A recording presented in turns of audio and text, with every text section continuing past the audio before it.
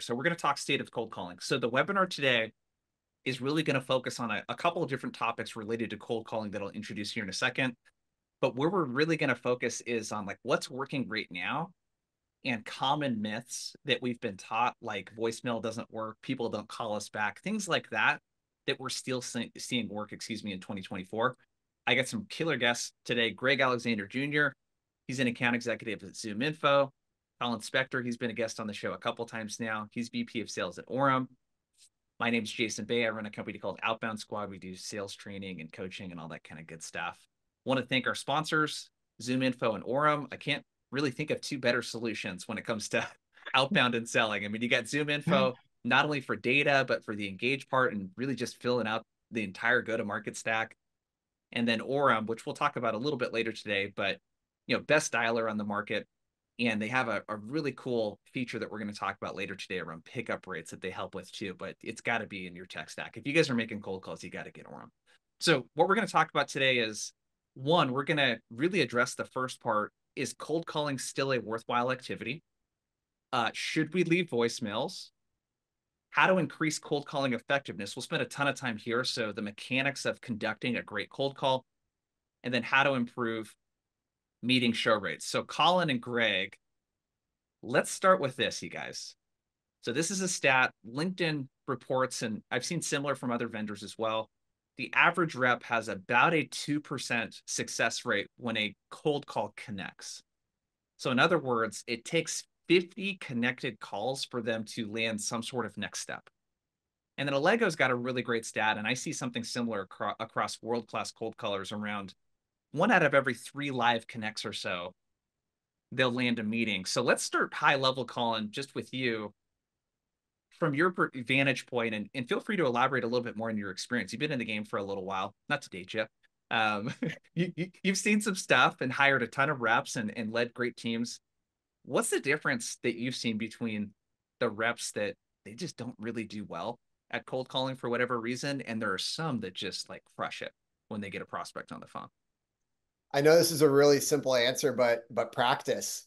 The top reps are so well practiced with their message, with all the elements of the cold call and their conversation. So we're talking about when you get someone on the phone, getting that conversation to meeting rate or conversation to conversion rate, whatever that conversion rate is. Typically for us in B2B sales, it's booking a meeting, right? Booking a meeting for an account executive or for yourself to do a deeper qualification call, right? And so the minimum standard that we set is you should get 1 out of 10. That's a minimum baseline standard. 1 out of 10 conversations, not connects. Connects are you got the right person on the phone.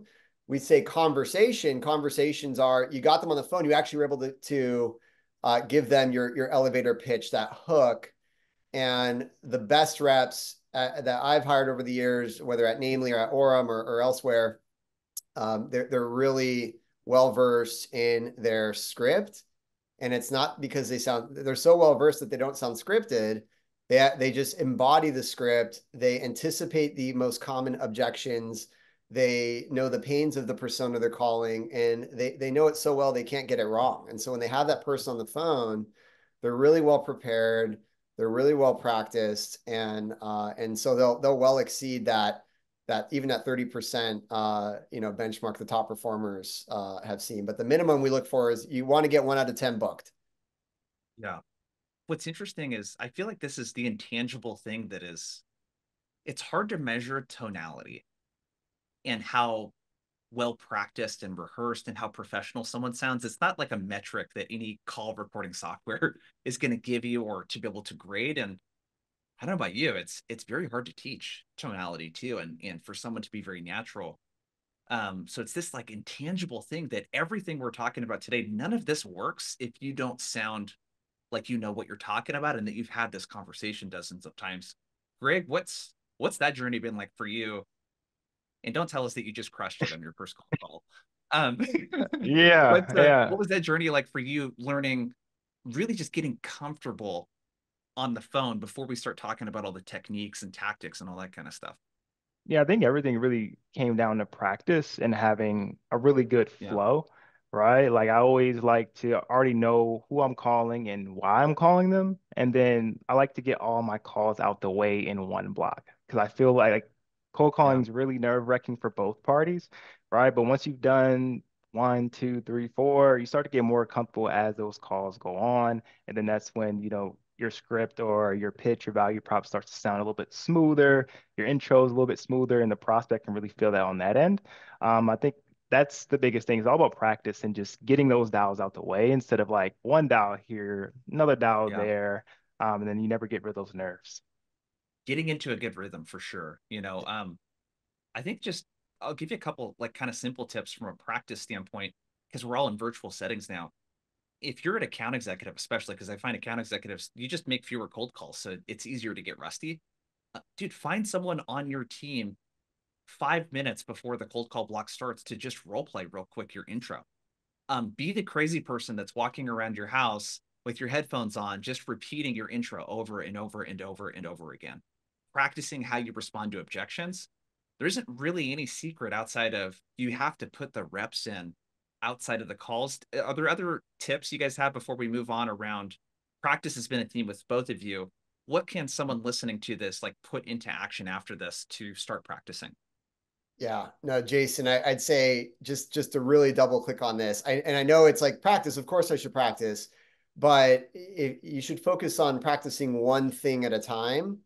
And so, ideally with your manager or a peer, even better if you're doing this with a peer, where you switch off as the prospect and the sales rep, practice your intro, practice your tone in the intro, practice that transition from intro to first hook question. What is that question that you're hooking them with right after that intro? How do you sound on your elevator pitch? Practice that part of the call. So you really want to break up each section of the call and practice it until you have it dialed in and you know the direction that you should take the call depending on how the prospective customer is responding. So what often happens in reality is we go out there and we practice on customers, right? And you could be burning cookies, right? So take the time to practice. It's not just for the SDRs on cold calls. We do the same with account executives before a big discovery call or before a big price presentation. Like you can't emphasize that enough. And breaking it up into smaller parts really helps. It's like if you've ever taken lessons in golf. I'm not a golfer, by the way, but when I have taken a lesson, they focus on one thing at a time. Don't raise your head during the swing. Don't raise your head during the swing. Okay, now open the face. Now open the face. And so it's similar when you're focusing on calling here. So Yeah, Oliver Blind had a good thing in the chat too that he dropped. He said, talk to 5 strangers a day before you pick up the phone. Starbucks, new employees, gas station, yeah. etc. That's a really good thing for someone that's introverted, like myself. Great, go ahead. No, I'd agree with that as well. And then I think even in practice, you start to understand like what you feel comfortable saying from like a personality perspective, as far as Yeah, like the intro, how you want to value prop, and then even going for the meeting, how you like to ask for the meeting, or even when you would want to even put the ask in, like the soft ask for the meeting, then that next ask and things like that. Like I think it really doubles down on practice, but just understanding like your personality, what you're comfortable saying, right? Everybody doesn't cold call the same way. Everybody has different ways of doing it, and it's not a ton of ways to skin the cat at the end of the day. yeah, yeah. Bottom line here is practice it, right? that's it. So And let's. Jason, one more that you said though, Yep. listening, something I did as an SDR and I recommend to my team today, listen to the most common objections responses over and over and over and over again with your headphones. Like, I'm Yep. not interested. I already have a solution. I'm walking into a meeting. I'm not the right person. You got to practice your responses to each of those objections over and over and over again because you're going to face them out in the field. Yep. Okay, so let's talk about pickup rates first. I think this is the big question that a lot of people have when they think about is cold calling worth my time or not is, let us know in the chat if you agree. People pick up the phone a lot less than they did 2, 3, 4, 5 years ago. The data would actually support that as well, but let us know if getting people to pick up the phone is a challenge for you. So Orum's got some data. This is across 100 million calls made through their dialer. The global pickup rate is around 5.35%. And I've seen anywhere from 3 to 8% depending on the industry. But somewhere around 5 out of every 100 calls you have, a person's going to pick up. What I want to give you now, there's a tech solution that we're going to talk about, and there's other kind of pro tips that even if you're not using something like Orum, that you can do to increase your pickup rate. Let's talk about this one, Colin, first, because you guys just came out with something called hot numbers that is just like, I was going on and on about this prior. I wrote a post about it today. I'm like, it is just the coolest like technology that I've seen with pickup rates. Do you want to just give us like the 30, 60-second, what's hot numbers and how does that help a rep increase their pickup rate? Yeah, no, Jason, really appreciate that. And teeing me up here with our partners at ZoomInfo. So in Orum, we are a live conversation platform. We're processing hundreds of millions of calls across a wide variety of industries and the customers that we serve. And when you bring a list into Orum, let's say a list from ZoomInfo, we will provide you an added layer of signaling on your list of numbers that you have brought in. And so we can start to show you within your list of potential folks that you're going to call the list of numbers, which numbers will have a higher propensity to lead to a live conversation.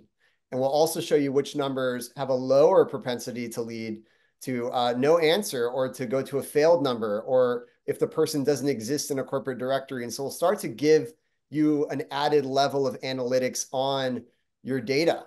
So when you pair, a great contact database provider like ZoomInfo with Orum, you're going to get an added enhanced level of insights into the market that you're calling into. It's so cool. Imagine you guys, if you're a rep, you have a list of 100 phone numbers to dial through. And then Orum will say, hey, these 20 numbers based on other people that have called these phone numbers, these are the people that actually will pick up around 20% of the time. So we're going to prioritize the calls on those people. So it's this way to make an hour session extremely productive outside of using a dialer, of course, to make an hour session extremely productive where you're talking to 4, 5, 6 people in an hour versus one. So from a tech standpoint, that's probably the best way to get a lift on pickup rates is to use a solution like Orum, use hot numbers, get a dialer, that sort of thing.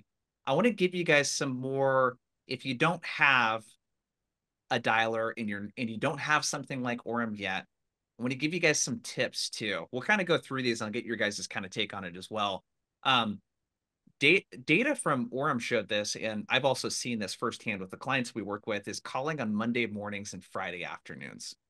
Salespeople were traditionally taught not to call on those days because prospects are really busy on Monday. They're doing all their meetings, right? And then Friday, they're going to be really grumpy because it's the end of the week. Greg, you said in our last call, you land most of your meetings on Friday afternoons, if I remember correctly. Yeah, 100%. I feel like Friday afternoons is the best time to call, especially busy executives. 'Cause they tend to be in a better mood, number one, and number two, they have less meetings. So they actually have time to actually pick up the phone. I booked my best meetings on Fridays. And I think also too, something people should utilize is double tapping. I know some people don't like it. It's a hot take, but I feel like you should double tap, especially with a lot of these robocalls that folks are getting from like their warranties and things like that, to show you're not a robot. But I think double tapping and calling on Fridays is the best time, especially if you're calling executives, in my So what do opinion. you say? Do people ever say anything to you like, hey, dude, why are you calling me so much? I get it maybe 2 or 3 times a week, not that much, honestly. Okay. Not that much. Some So a people, double tap. Oh, sorry. A double tap just because every people are asking in the chat. It's calling. If the person doesn't pick up, you call them back immediately again. Right? yep. Um, what do you say to someone that does say something about it? Just because that's usually the biggest uh apprehension that people have with doing this is what if it pisses the person off? Yeah, I fall on the sword most of the times. I hate, sorry, I just want you to make sure that I wasn't a robot. And then I go into my opener. Do you have a couple seconds to have a quick call, or have a couple seconds here while I give you a ring? Really, I feel like just falling on the sword. Don't try to combat them like you did. Double tap them, and then I feel like Yep. it alleviates the tension a lot of times. Then they say, "Oh yeah, I will understand that. Um, you are a real person, X, Y, and Z." Yeah, and Got it. Greg, something you said earlier is you invest a lot of time up front in understanding who you want to reach out to and why you're reaching out to them. And leaning on that, right? You have that conviction, you're calling this person. I'm double tapping you. Look, I called you twice because I know I can help you. I've done my Yeah. research. this is what I found out about you and your business. And I reached out twice to make sure, I'm not a robot. I'm a real person that believes that I can help you. So 100%. you probably nailed that, I'm sure. Yeah. For sure. The confidence and the tonality that you have on the phone it's so big, with this kind of stuff. So Monday mornings and Friday afternoons, Orum's data, their recent data also showed, so specifically local time for the prospect Monday, first thing, 8 to 9 a.m.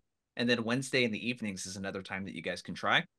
Number two, call cell phones only. There's a lot of, and it depends on what you're doing. I've worked with companies in K through 12. K through 12, you're going to get a lot of pickups just calling into people's offices and like extensions. And it's publicly listed, their extension. But what I've seen work pretty effectively is saying, hey, I'm going to have two different types of sequences. I'm going to have a sequence that is very call heavy. And in order to be in that sequence, they have to have a cell phone number. And then I have another sequence that's a little more email heavy where my, phone data is either non-existent or it's not as good, right? Maybe it's not a direct line or a cell phone. Maybe it's just the office lines. So prioritizing cell phones, and it's 2024. Greg mentioned in the chat, you guys call the cell phone. Okay. It's not a big deal calling the cell phone. If someone asks how you got their number, what do we say actually, Colin? What do you think? If someone says, well, how'd you get my cell phone?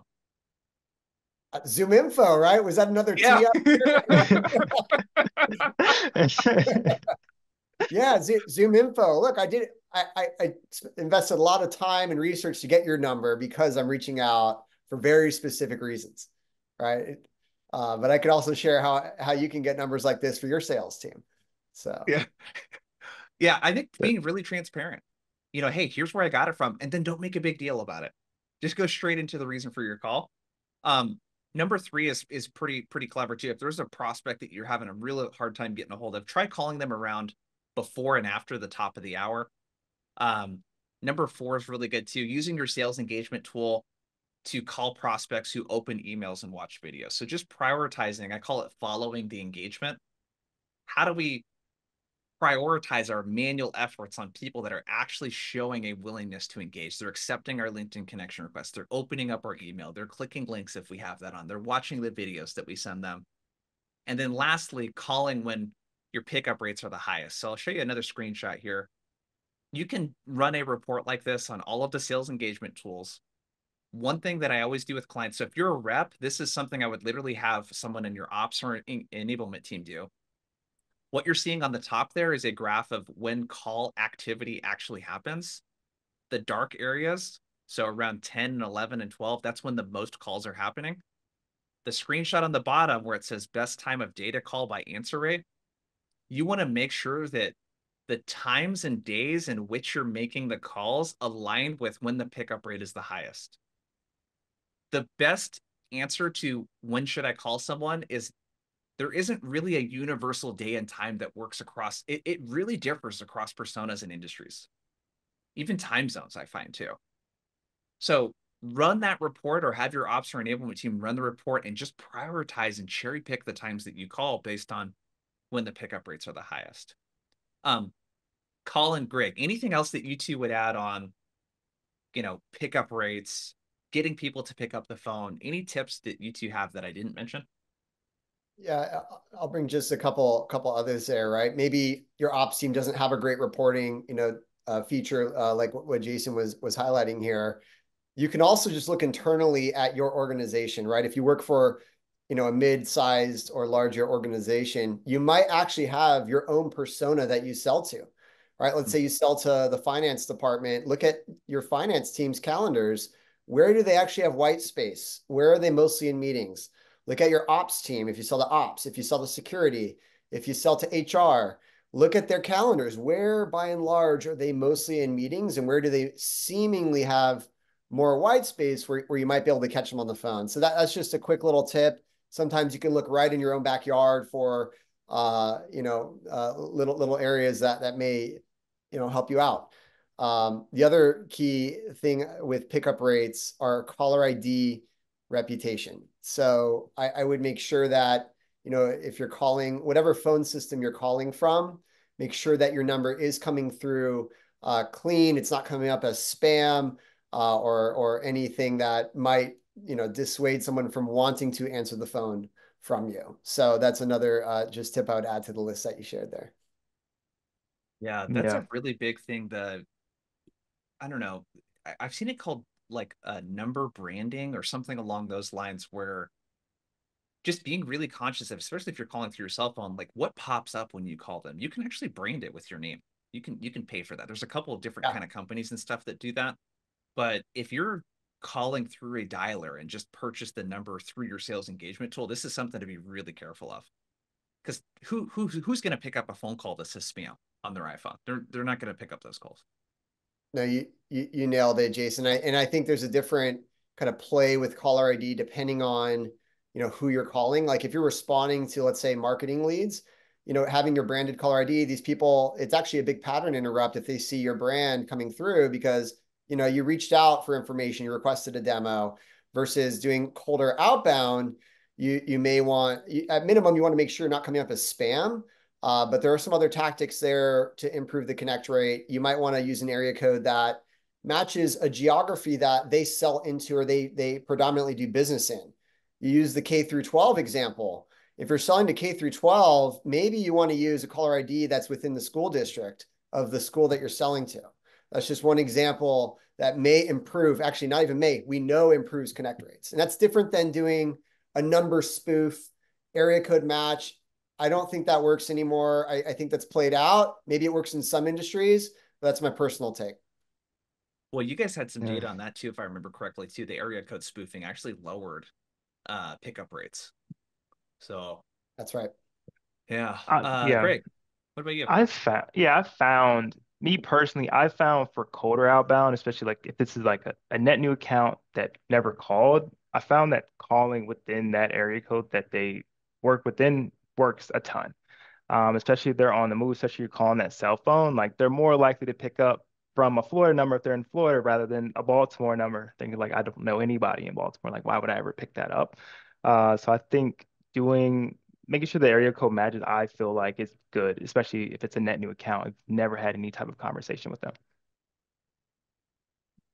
Okay, so we've tackled the first kind of part of this of is cold calling worthwhile, and really looked at the pickup rate issue, because that's really the big challenge right now is, do people pick up the phone right now? All of that good stuff. What we're going to segue into now is voicemail, and then we're going to spend the majority of the rest of the time on the actual mechanics of the cold call. So what to say when someone picks up the phone, all of that kind of stuff.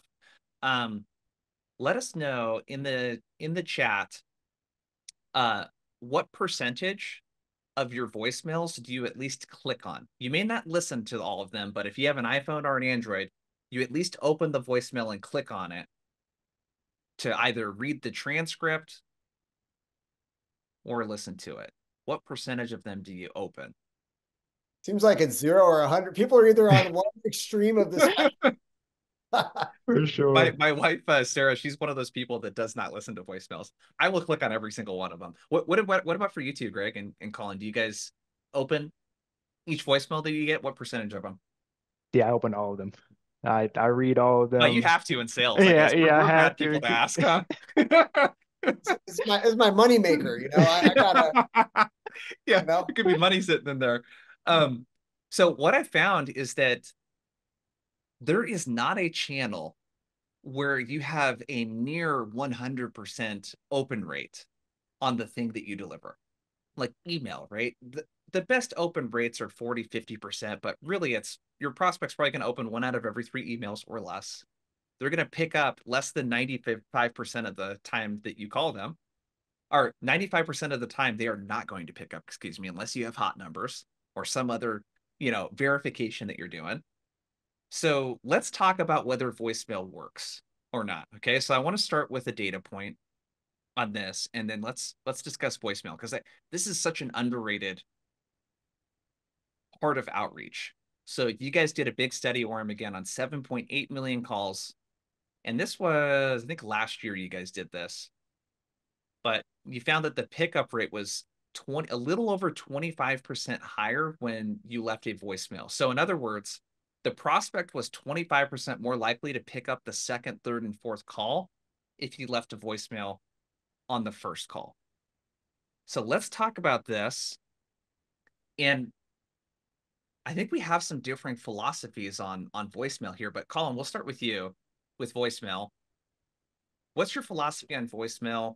it clearly works to drive up pickup rates, which I think is like an unintended thing that we didn't really think about. Like just because we don't get a call back doesn't mean that it's not like an effective use. We really need to change the goal of the voicemail is sort of the thinking here. But what's your take on voicemail? Yeah, I mean, if you think about the human psychology when there's a cold call taking place, the person you're calling, if they see an unknown number, there's going to be a fight or flight type of reaction. Even if they answer the phone, they want uncertainty reduced about who you are.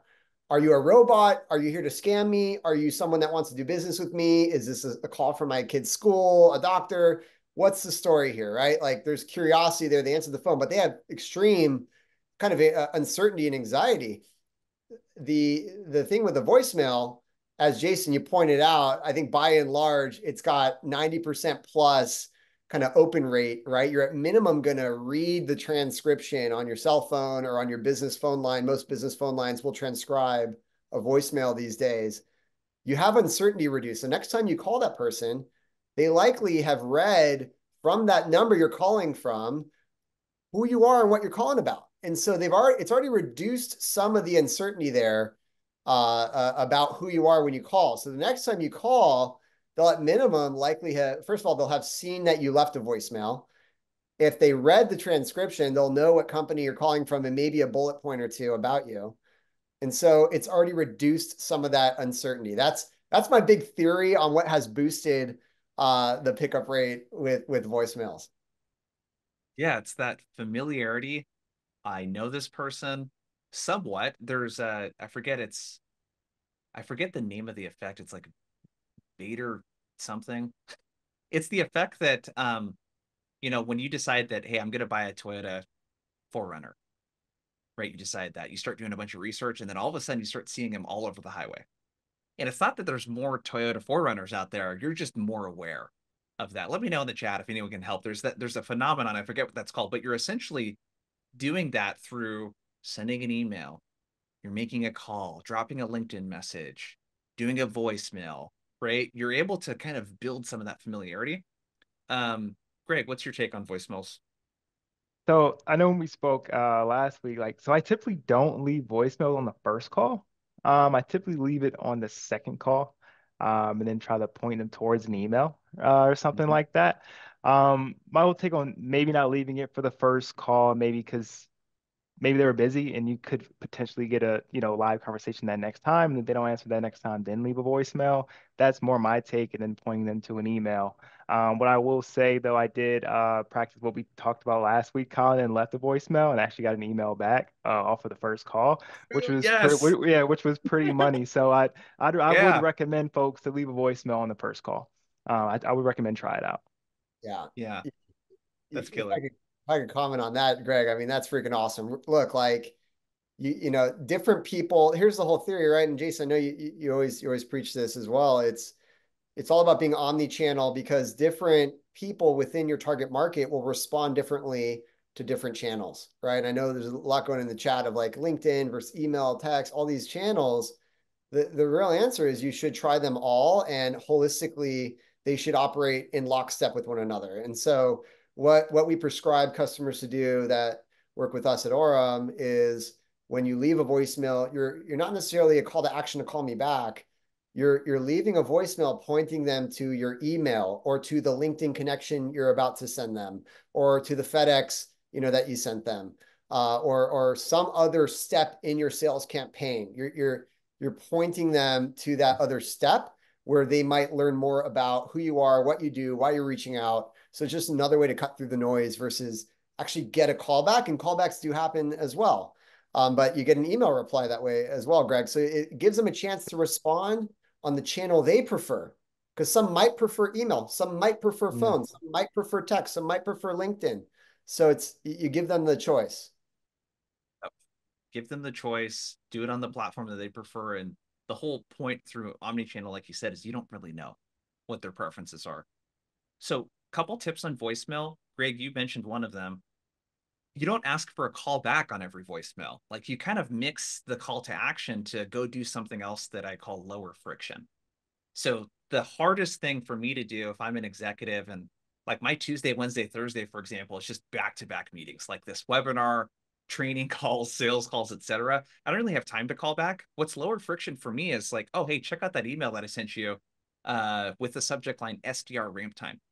If I'm hiring SDRs, like, okay, cool, I'll go check out that email, and I'm being really explicit with the subject line. So with voicemails, keep them short. Hey, Greg, was reaching out, saw you guys are hiring SDRs right now. No need to give me a call back. I shared some tips on how we're helping Zoom, Gong, and a few other folks ramp up their SDRs faster. The subject line is SDR ramp time. Go ahead and check it out. It's Jason, Outbound Squad. What's our take on Colin? I know you guys can do voicemail drops through Orum, and this is a way that's kind of cool because you can leave a somewhat generic voicemail, but I think there's an art to doing a generic voicemail that doesn't sound generic. But what's your take? Maybe explain to everyone what a voicemail drop is too, for those that might not be aware, and how we can use those. Yeah, no, Jason, thank you for that. There's different technology out there that can leave pre-recorded voicemails, and we've taken that, and this has been around for years, but we've taken that a step further in that we can sequence specific voicemails to be left for specific accounts and personas and sequences at specific steps in your sales campaign. We call it a voicemail sequencer.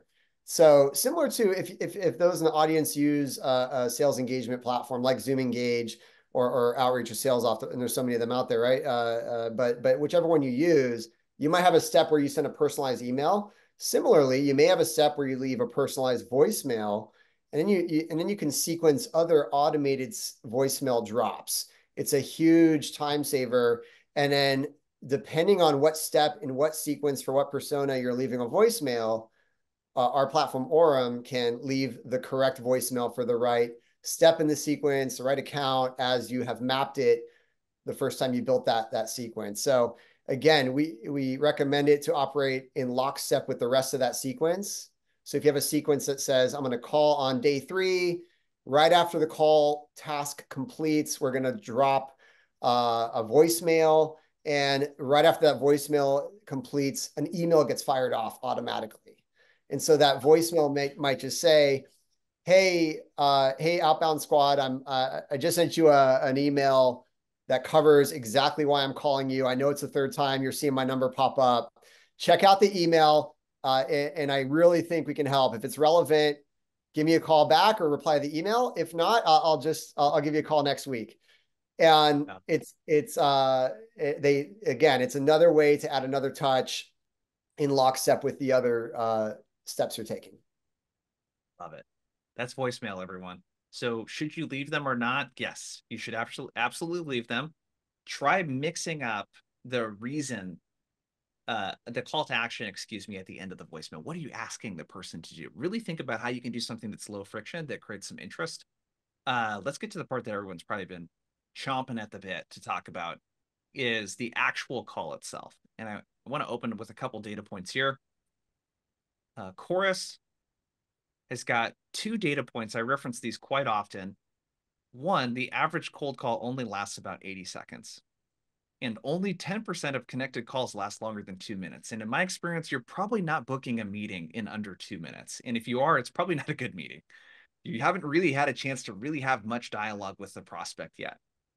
So the reason why I share this is that we could talk all about, and we will here in a second, around how to get people to show up to meetings. But really the bigger problem is, how do you get past that first minute?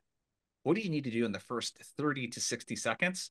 And a lot of this is, how do I show the prospect that I'm not a telemarketer, and all of the other people that might be cold calling them that haven't done the research like I have? Because if you're selling B2B like most of us are here, and you're selling solutions that are very strategic in nature and produce business outcomes, you're not a telemarketer by definition. You're not, and nothing against people that sell warranty upgrades over the phone. I grew up in call centers, in my sales career.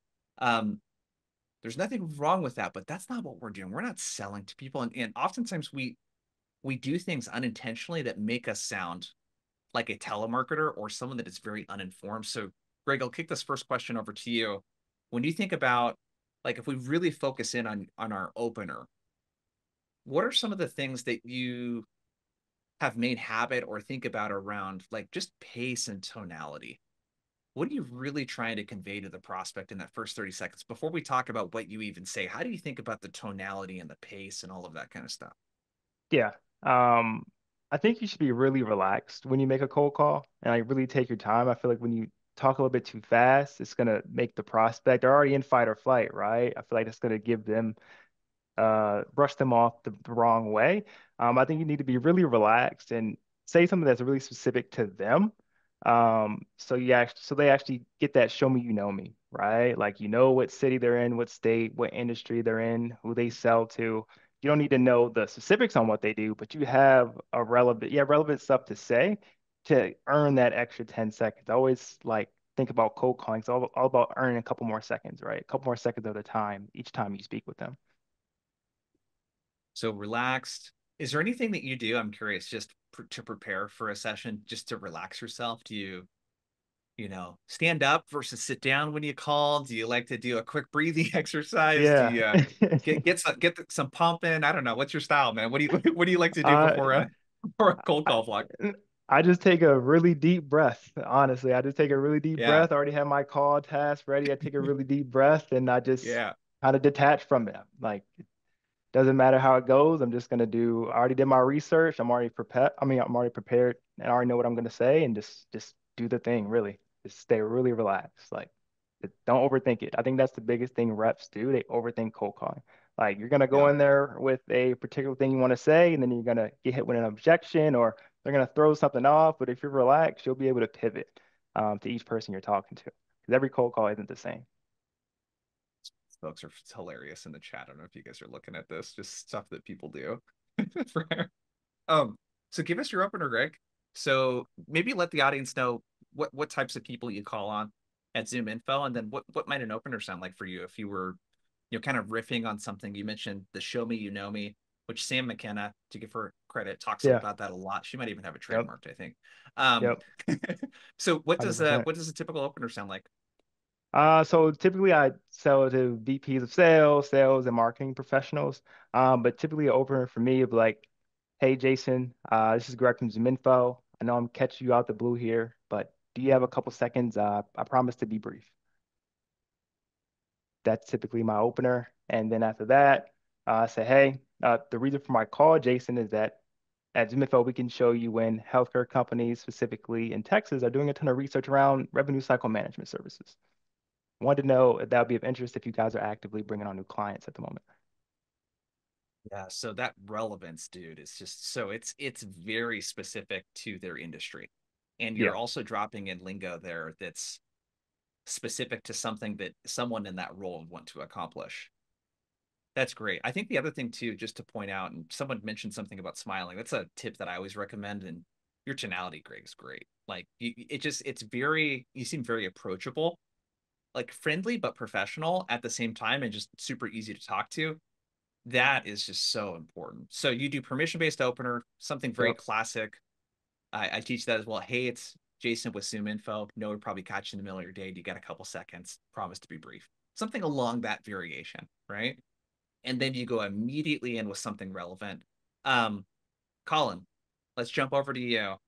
So Sure. that first 30, 60 seconds, again, how are you thinking about tonality, pace, mindset coming into the call? And then let us know a little bit about what that first 30 to 60 seconds might sound like.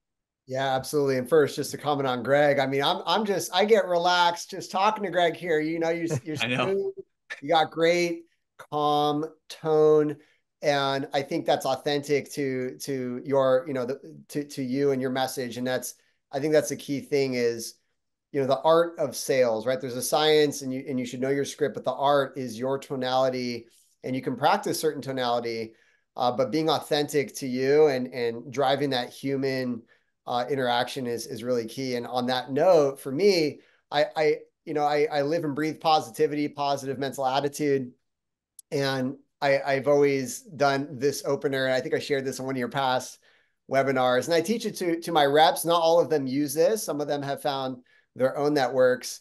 But I say, are they keeping you busy today? So the Yeah. full opener is, first of all, I believe you want to reduce uncertainty right up front for the reasons we talked about before. So I'll say, Hey, Jason, Colin with Orum here. They keeping you busy on this Wednesday? And I imagine they say, yeah, yeah. What's up? Who you calling with again? Yeah, Jason, it's Colin with Orum. I'm reaching out to you specifically. I see you're heading up Outbound Squad, and Orum is a live conversation platform. I noticed on LinkedIn you're hiring for sales reps, and they have phone-based skills in the job description requiring 50 calls per day. I thought what we're doing over here at Orum might be relevant to those reps you're looking to bring on. Do you mind if I level with you real quick on why I think that is, and you can let me know if it's worth a longer conversation? Yeah, both of you. And by the way, I want to point out that Colin is a VP of sales that has his cold calling game is sharp. I don't see that with a lot of I VPs. still get nervous after all Yeah. these years of calls, by the way. My heart rate is going up here. So just that, I don't know if that ever goes away. Maybe for Greg after some meditation and breathing exercise. But just No, Nervous my FYI. every heart time always, it, dude. When you hear the phone ring and my heart's like, you know. for sure. I'm I don't like, think it Jason, ever say goes yes. away. Jason, say yes. Take my meeting. Take my call. Come on, man. So Oh, I think snap. what both of you have in common is this like very approachable, friendly demeanor. The thing that I always say is, from a tonality standpoint, you want to make it really hard to be an asshole to you. You want the prospect just to be like, okay, this seems like a real person. Like, it's just really hard to be rude to them. And the other thing I picked up from you too, also, and with tonality, is no uptalk, no customer service voice. You're not talking to your insurance agent. We're not like, oh yeah, Colin, so happy to talk to you. How's your day going? It's like, no, you don't need any of this false, sort of excitement. Um, I'm gonna share, and then we'll dig into to the other parts of the call here. I want to share. This is a LinkedIn post that I put up. I'll drop in the chat here too. There's some alternative openers that you can use. This is Greg. This is the one that you use. I like to use Yep. something very close to this. It's your classic permission-based opener, right? Hey, David, it's Jason. I probably caught you in the middle of something. Do you got a minute for me to share the reason for my call? You can let me know if you want to keep chatting. There's a couple other ones that I really like. This is one that Gong sort of popularized. And I think the tonality is really important with this one. Hey Colin, it's Jason with Outbound Squad. I don't suppose I got you at the worst possible time, did I? And I can't tell you, I listened to dozens of recordings when I was working with them of sales leaders, very senior people, just kind of giving a little chuckle and saying, okay, what do you got? And Colin, you could speak to this. Greg, you could also, if you guys think that selling to sales leaders is easier because they're sales, it's not in many ways. They're way, way harder on you. You got to really bring your A game. Like they've heard everything, dude. Yeah. No, I've Yeah. sold to payroll and the finance persona. I've sold HR and performance review to the HR persona, now the sales persona. No, it's especially sales persona, you got to bring your A game. Yep. Uh, and you can't catch them at quarter end. Sometimes, folks are stressed, Yeah. so yeah, yeah, it's good. Yeah. One thing I would say, I feel like they answer cold calls, but you have to bring your A game. Like you have to Yeah. be personalized or something has to set you apart. They're not just going to take a demo or a meeting just because they're in sales too, because they're busy as well, right? Especially sales leaders, VPs, and things like that. So Yep. 100%. I got one more I'll share and then we'll keep going. Stephen Chase dropped what's up, Stephen? Dropped a cool one in there too. Hey, Jason, Stephen here. To be candid, this is a cold call, so feel free to hang up. But do you have half a minute for me to tell you why I'm called? That's the disarmingly blunt one. If you have like to have some fun with your cold calls, that's a really great one to use. The one I have here on the screen is you basically take the customized part of an email or whatever you would normally customize or personalize in your cold call, and you just do that right at the top. Uh, hey, Greg, was calling about all the SDRs. It looks like you're hiring at ABC Company. Oh, by the way, it's Jason with Outbound Squad. You get a minute? Promise to be brief. So you just front load whatever that trigger is that you found. Like literally, that's the first thing that comes out of your mouth, and you're trying to get a, oh, okay, what is this about? You know, you're getting the person out of system one thinking and system two, right? System one is this instinctual when I'm driving and I'm not really thinking about what I'm doing. That's system one, right? This is from thinking fast and slow. System two is, oh, I'm engaged. Someone jumped out in front of my car. I'm engaged now. Like I'm paying attention, right? So we got to bust the prospect out of system one and get them into system two. Let's lastly talk about, and then we'll kind of open it up for questions and things. Let me pull this slide up. Let's talk show rate. So once we've had a good first 30 to 60 seconds, let's talk about what needs to happen in the middle part of the call for someone to show up. And then we'll talk about, you guys have a bunch of really great ideas around how to just make sure the person shows up to the meeting. Um, so Greg, I'll kick this question over your way again. So you do your opener, prospect is like, yeah, we're working on some of that stuff. What do you want to accomplish in the middle part of the call? What are you looking for to know that, hey, as an account executive, I took this time out of my calendar that I don't have a ton of, and I Yeah. have a pretty good likelihood that this person's going to show up based on the additional digging that I did. What else do you want to accomplish in the middle part of the call?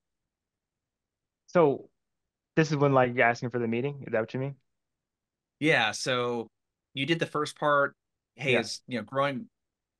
I can't remember what it was for Bringing healthcare on for new you, business a but priority at the moment. Yeah. yeah, I'm like, yeah, totally, it is. So what is this about? Like, what do you guys do? Like, what are Yeah. you trying to accomplish after that? Yeah, from there, what I'm trying to understand is number one, do they have an outbound motion at the moment, right? Like, do they have some sales folks doing some emailing, do some calling?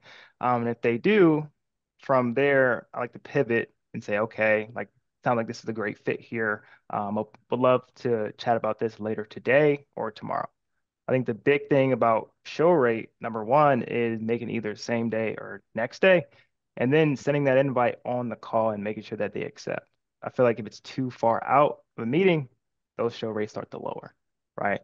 So you want to make sure that they accept it on the call, and then provide them with a couple times too. You don't want to put them in a corner, right? You say later day at 2 or 3, or even tomorrow. So then they actually pull up their calendar and things like that. I think that's the best way to go about it. Yeah. What are your guys' thoughts on spending 30, 60, 90 seconds in the middle part of the call gauging to see if there's any kind of challenge that the person might be having in growing? So for example, um, if I was calling and a company was hiring SDRs, what I might ask is, you know, oftentimes what we're hearing right now is in this remote environment is, ramping SDRs is a big focus. And might be taking a 60, 90-day ramp time and trying to get it down to 30. What's your guys' ramp time typically for a new rep right now? Right? Like doing something like that. What are your guys' thoughts on that? Yeah. No, 100%, Jason. I think you have to uncover some sort of pain, right? That is relevant. And ideally it's part of the biggest pain or one of the three biggest pains that the person you're calling is facing right now, or it's tied to some sort of initiative that they're focused on right now. And that's going to improve your show rate, right? If you've done a great job getting them to share and admit a certain level of challenge or pain that they're experiencing within a process or within the business or within a workflow or ramping or what have you, that they're keen on figuring out a solution to, and you happen to catch them at that moment when it's relevant, then like they have a more reason to show up to that call, right? And so, where Greg's uncovering one, like if you don't have in your account research already, if they have an outbound motion, then yes, you want to qualify. And then once you've qualified, lead in with a problem statement or question. At minimum, you want to understand a how question, like, hey, you guys are going outbound today. I'm curious, like, how are you hitting the phones today? Or how are your reps researching which accounts to go after? Do you have a way to see who's in market for your service today? Right. And just understand where they're at today, current state. How much time do you think reps are taking researching accounts today? And do you know, like, what's the success rate on when they get their list of accounts, like the ones that actually show up to the meetings? And then you want to try and find a current state and ideal state. And if there's a gap between current state and ideal state, and then that's where Greg can come in with intent in market data and say, look, if we can improve that conversion rate by X%, is that a conversation worth having? And who else might be interested?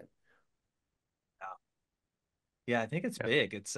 I work with a company that sells HR solutions, and the big pain point they have is what they're looking for is people, small businesses that have pieced together a different solution for payroll, for time tracking, for benefits, for onboarding, etc. So it's like one of the questions they would naturally ask. What types of solutions are you using? Do they speak with each other? When you go to try to pull a report, what happens? That kind of stuff. So some light discovery. You don't want to do too Yeah. much, right? That's what the sales call is for. but finding something that's compelling, definitely good to talk about.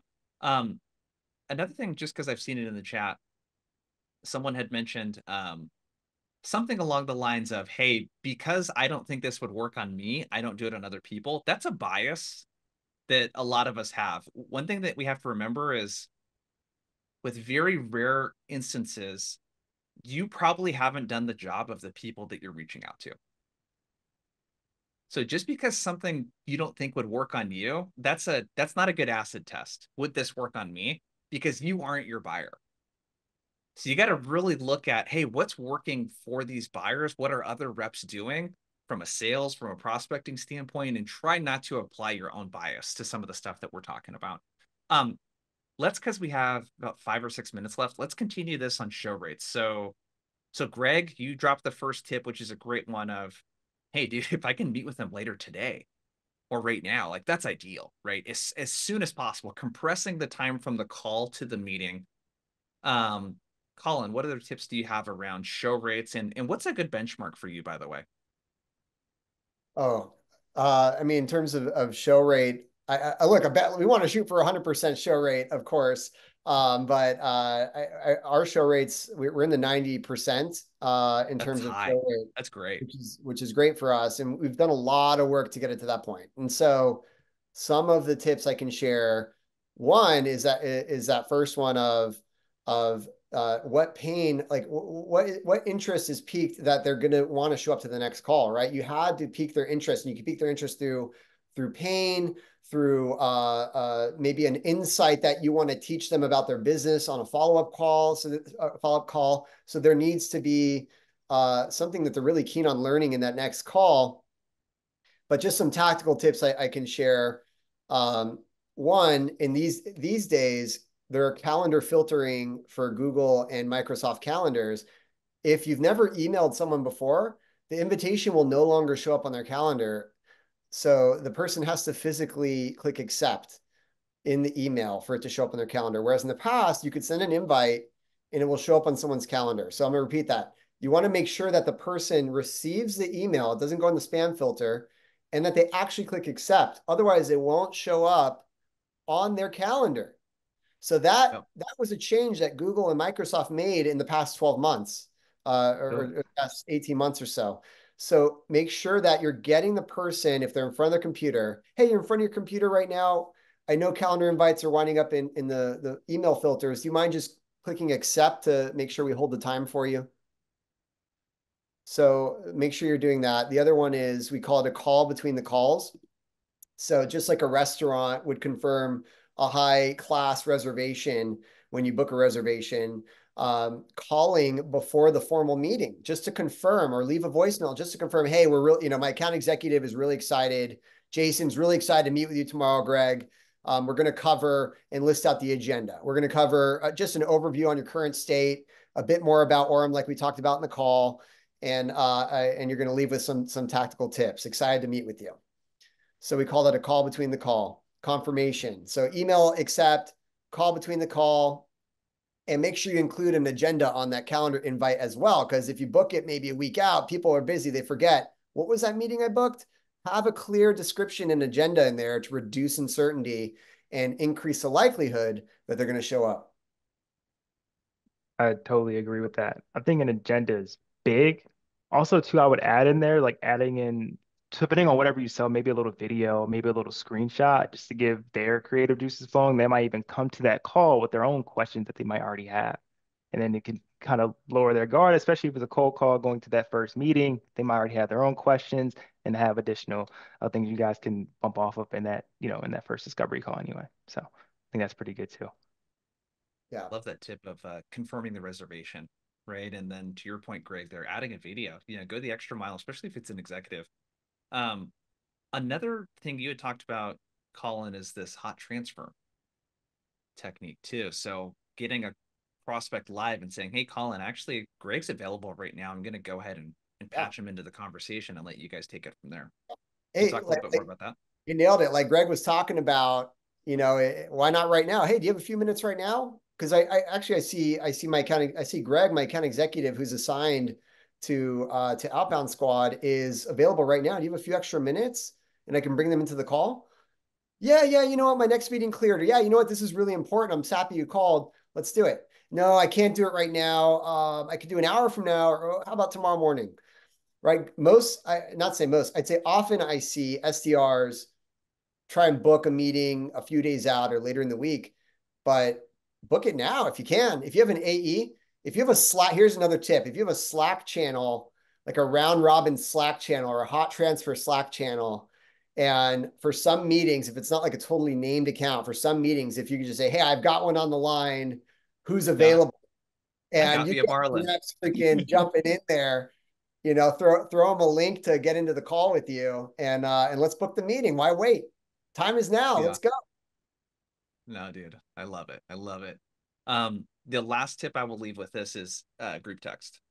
So you could also, hey, Colin, I'm going to actually text you right now with Greg in there as well, just so you guys have communication. He's really looking forward to meeting with you. I'll let you two take it from there. Cool. Great webinar, you guys. I think the big thing, and I dropped this into the chat, make sure to check out ZoomInfo, Orum. Definitely make sure to check out Hot Numbers. Connect with Colin, Greg, myself on LinkedIn. But hey, is cold calling worthwhile or not? Yes, it's definitely still worthwhile. The phone is stronger than it's ever been, but those pickup rates, you got to do something to figure that out. Get good cell phone numbers, get a dialer, use Orum's hot numbers, all of that kind of stuff. You got to really, really get good at these techniques that we talked about around voicemail, engaging the prospect in the first 30 seconds, 60 seconds of the call, getting them to show up, that sort of stuff. So that's all I got for everyone. Colin, Greg, thanks for the time, you too. And everyone else, thanks for the engagement and have a good rest of your week. We'll see you later, everyone. See you soon. Thank you, everyone. Thank you, Jason. Thank you, Greg. Thank you, everyone in the Later. audience.